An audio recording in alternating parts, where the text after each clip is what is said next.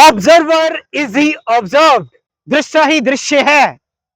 कृष्णमूर्ति की ये बात जो बहुत कम लोग समझ पाते हैं, और इस प्रेजेंटेशन में मैं आपको यही समझाने की कोशिश करूंगा कि ऑब्जर्वर इज दी ऑब्जर्व है क्या।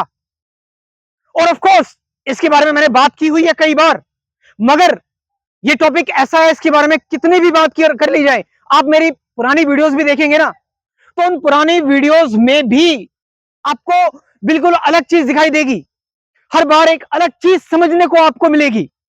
और इस ऑब्जर्वर इज ही ऑब्जर्व मतलब दृष्टा ही दृश्य से चॉइसलेस अवेयरनेस तक कैसे पहुंचा जाए, चुनाव रहित सजगता तक कैसे पहुंचा जाए, हम इस बारे में आज बात कर रहे हैं।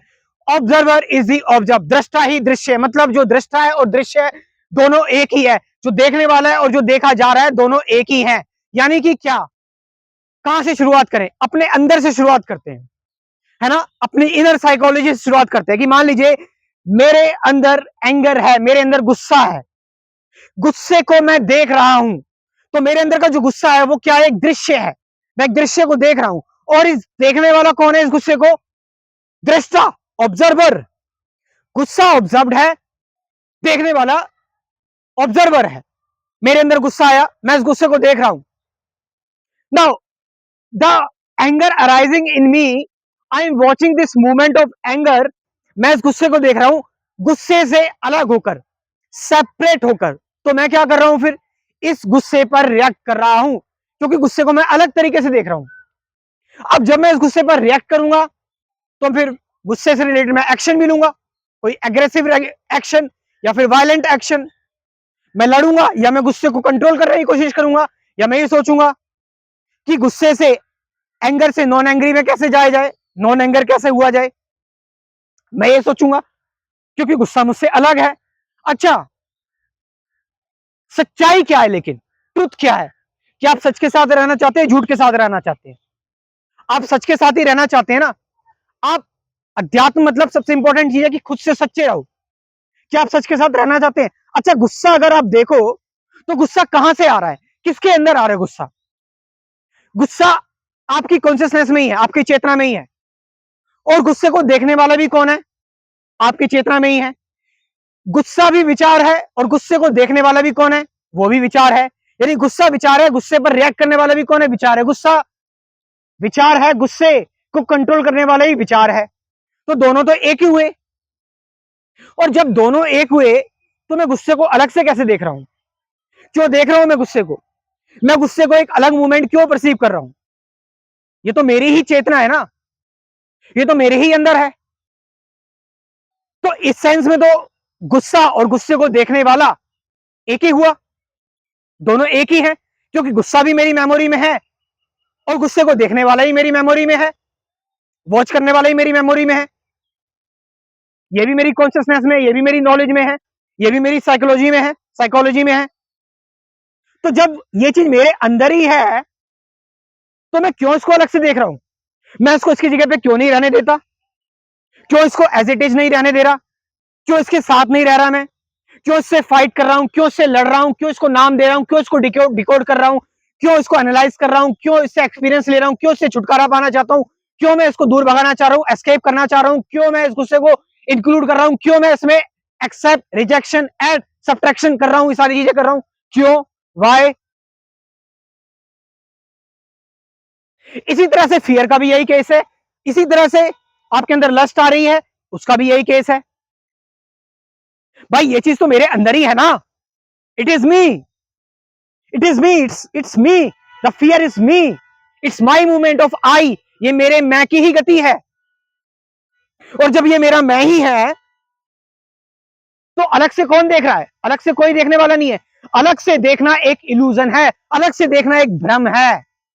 और ये अलग से देखना एक इल्यूजन, ये भ्रम हमारे अंदर द्वंद का कारण बनता है। और यही द्वंद, ये जो झगड़ा है ना हमारे अंदर, द्वंद चलता रहता है, ये अंदर की जो लड़ाई है, अंदर की बेचैनी है, यही तो सामने आ रही है बाहर, एग्रेशन, वायलेंस, वॉर्स के रूप में, हेट्रेड के रूप में। तो कृष्णमूर्ति कह रहे हैं कि जो भी आपके अंदर आ रहा है, आपका फियर, आपकी एंगर, आपकी जेलेसी, आपकी हेट है, आपका violence, just be with it, remain with it because it's you. लेकिन हम क्या करते हैं, एक टाइम गैप क्रिएट कर देते हैं कि मैं हूं और ये मेरा गुस्सा है। एक टाइम गैप क्रिएट हो गया और इस टाइम गैप में ड्युअलिटी है, द्वंद है, लड़ाई है, झगड़ा है, समय की मूवमेंट क्रिएट हो गई। लेकिन ये समय कहां है? ये समय हमारी साइकोलॉजी में है। भाई मैं कुछ बनना चाहता हूं, मैंने बोला मैं आगे कुछ बनना चाहता हूं, मैं नहीं बना लेकिन मैं बनना चाहता हूं। कहां है वो बनना?